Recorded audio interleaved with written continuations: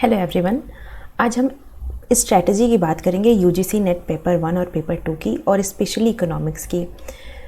अभी पेपर हमारा हो गया यूजीसी नेट का, तो जितने लोगों को ऐसा लगता है कि उनका नहीं होगा, या जितने लोग फर्स्ट टाइम प्रिपेयर करना चाहते हैं या जो फिर से देना चाहते हैं, तो उनके लिए मैंने सोचा कि एक स्ट्रैटेजी वीडियो में लेके आऊँ, ताकि हमें किसी भी एग्ज़ाम देने के लिए हमें अपना गोल और डिसीजन कैसे हमें क्या चीज़ पढ़नी है ये हमें क्लियर होना चाहिए।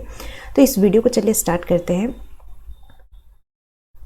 सबसे पहले मैं पेपर 1 के बारे में डिस्कस करूँगी। पेपर 1 में हमें करना क्या है कि अगर कोई पहली बार तैयारी कर रहा है या कोई ऐसे ही रैंडमली दे रहा है पेपर, लेकिन उसका कुछ हो नहीं रहा है, उसे समझ नहीं आ रहा है कि करना क्या है, तो आपको एक स्ट्रैटेजी बनानी पड़ेगी, क्योंकि किसी भी एग्ज़ाम के लिए हमें स्ट्रैटेजी बनाना बहुत ज़रूरी है। सबसे पहले हमें तो कोई भी एग्ज़ाम हो सिलेबस देखना बहुत इंपॉर्टेंट है, और पेपर 1 में सिलेबस देखना इसलिए इम्पॉर्टेंट है, सबसे पहला काम हमारा, और वो भी बहुत अच्छे तरीके से, कि हमें सिलेबस याद हो जाए, उसके कौन से टॉपिक्स हैं, कौन से टॉपिक्स नहीं आएंगे, कौन से आएंगे, ये हमें याद होना बहुत ज़रूरी है। तो सबसे पहले आप सिलेबस को देखिए, डिटेल में सिलेबस को पढ़िए कि सिलेबस में पूछ क्या रहा है और क्या आएगा आपके एग्ज़ाम में, क्योंकि हमें पढ़ना बहुत कुछ है और हम अननेसेसरी कोई चीज़ें नहीं पढ़ सकते हैं, क्योंकि हमें बहुत सिलेबस पढ़ना होता है। तो डिसीजन बनाइए कि आपको कैसे करना है। आप सबसे पहले सिलेबस को गो थ्रू करिए, उसके बाद आप सारे प्रीवियस ईयर पेपर को बस देखिए, रीड करिए उन्हें यूनिट वाइज क्वेश्चंस उसके, कि आखिर कैसे क्वेश्चंस पूछे जा रहे हैं। और आपको अभी प्रीवियस ईयर पेपर सॉल्व नहीं करना है, सिर्फ आपको क्वेश्चंस पढ़ने हैं और उनके ऑप्शंस पढ़ने हैं, बस। आपको कुछ भी सॉल्व नहीं करना है। अब आपको क्या करना है कि आप एक लिस्ट बनाइए क्वेश्चंस की यूनिट वाइज, यानी कि सपोज करिए कि आपने एक रजिस्टर लिया और आपने यूनिट वाइज क्वेश्चंस बनाना स्टार्ट किया कि टीचिंग एप्टीट्यूड है, तो टीचिंग एप्टीट्यूड में किससे कैसे क्वेश्चन पूछे जा रहे हैं। तो आप एक लिस्ट बनाइए हर एक टॉपिक का यूनिट वाइज। उसके बाद जो कुछ भी आपको ये यूनिट वाइज क्वेश्चन आपको एक बेसिक आइडिया देगा कि आपको क्या चीज़ें ज़्यादा स्टडी करनी है, क्योंकि हम जब तक स्ट्रैटेजी नहीं बनाएंगे कि कौन सी चीज़ें हमें ज़्यादा पढ़नी है, तब तक हमारा एग्ज़ाम क्लियर नहीं हो सकता है। उसके बाद आप प्रीवियस ईयर क्वेश्चन की हेल्प से आप अपने नोट्स को बनाएंगे। अगर सपोज़ करिए, ये कैसे बनाएंगे, अब जैसे हम नोट्स कैसे बनाएंगे, तो नोट्स बनाने के लिए आपको एक मैक्सिमम टॉपिक जो भी जिस यूनिट से पूछा है, उस यूनिट से आप मैक्सिमम टॉपिक को तैयार करिए, और उसके बाद जो भी टॉपिक आपको देखना है उस टॉपिक से पढ़िए आप, और एक रजिस्टर बनाइए, उस रजिस्टर को डिवाइड कर लीजिए यूनिट वाइज। अब मैक्सिमम जिस यूनिट से पूछा गया है आपसे, वो यूनिट आप यूनिट वाइज लेंगे और उससे आप अपने नोट्स को बनाना स्टार्ट करेंगे। अब हम एक एग्जांपल से ले सकते हैं, जैसे आपके टीचिंग एप्टीट्यूड से ही स्टार्ट करते हैं। टीचिंग एप्टीट्यूड में आपके बहुत सारे क्वेश्चंस पूछे जाते हैं, और जो रैंडमली क्वेश्चंस पूछे जाते हैं वो टीचर का बिहेवियर कैसा होना चाहिए, या टीचिंग स्टाइल कैसी होनी चाहिए, टीचिंग में हम टेक्नोलॉजी का कैसे यूज़ करते हैं। तो ये सारी चीज़ें हमें टीचिंग एप्टीट्यूड में पूछती हैं। तो जो मैक्सिमम चीज़ें पूछी गई हैं, आप अपने रजिस्टर में उसके टॉपिक वाइज लिखिए। जैसे आपने पढ़ा आज की कैरेक्टरिस्टिक्स ऑफ अडल्ट चिल्ड्रन, तो अडल्ट चिल्ड्रन लिखिए और उसके कैरेक्टरिस्टिक्स लिखिए। कहीं से भी आप गूगल करिए, यूट्यूब पे देखिए, जहाँ से आप कंफर्टेबल हैं आप वहाँ से देख के यहाँ पे अपना सिर्फ अडल्ट के कैरेक्टरिस्टिक्स लिख लीजिए, जितने भी उसके टीचिंग के कैरेक्टरिस्टिक्स होते हैं।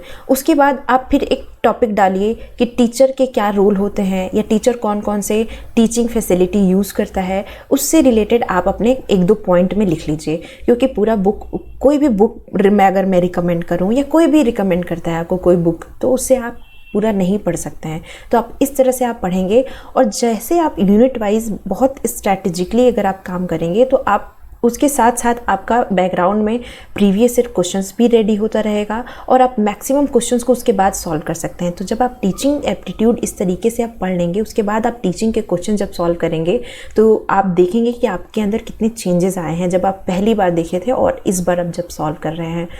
उसके बाद हम आते हैं, तो हमने क्या किया, सबसे पहले आपको गो थ्रू होना है, आपने जो देखा है गो थ्रू होइए आप सिलेबस से। सिलेबस को डिटेल में पढ़ने के बाद आप नेक्स्ट स्टेप करिए कि आप उसके क्वेश्चंस को, जो प्रीवियस ईयर क्वेश्चंस हैं, आप सिर्फ क्वेश्चंस को पढ़ें।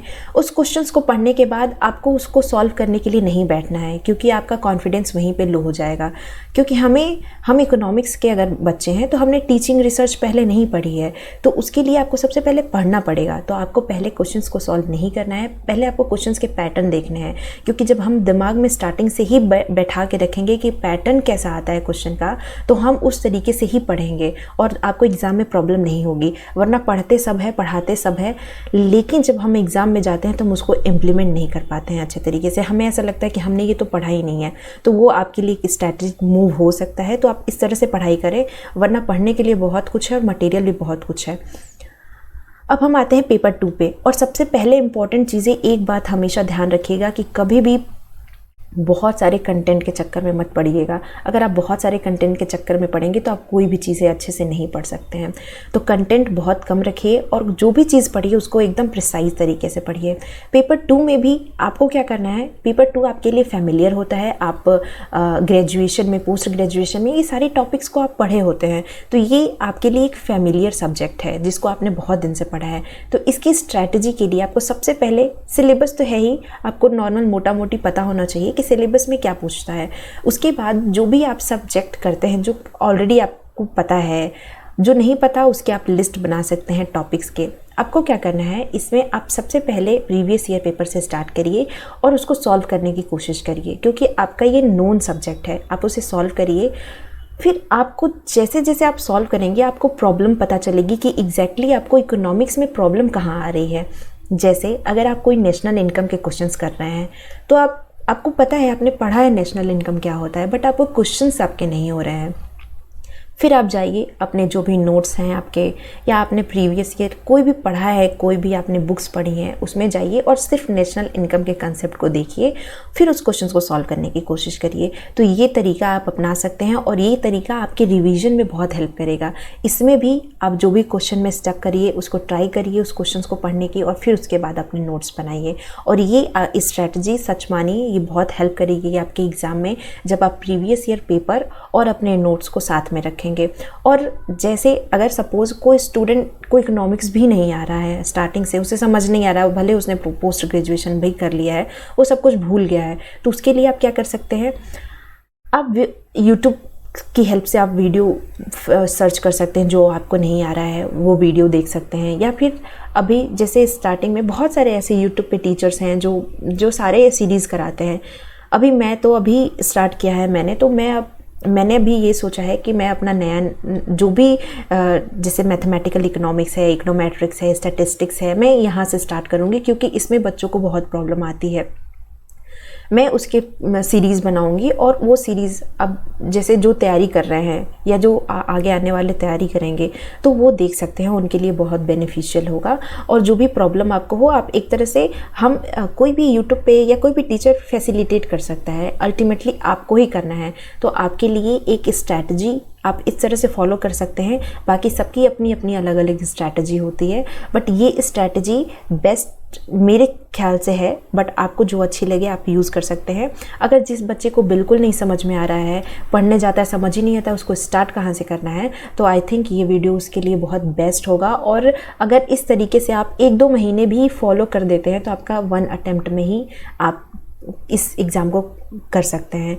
तो आई होप आप लोगों को ये स्ट्रैटेजी अच्छी लगी हो, और अगर अच्छी लगी हो तो कमेंट ज़रूर करिएगा।